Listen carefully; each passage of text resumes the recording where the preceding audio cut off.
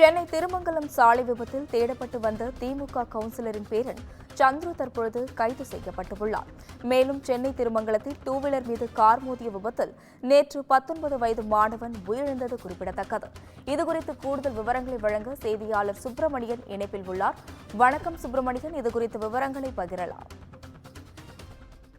சென்னை திருமங்கலத்தில் கல்லூரி மாணவன் காரேற்றி கொலை செய்யப்பட்ட சம்பவம் தொடர்பாக தலைமறைவாக இருந்த திமுக கவுன்சிலரின் பேரனை போலீசார் கைது செய்திருக்கிறார்கள்.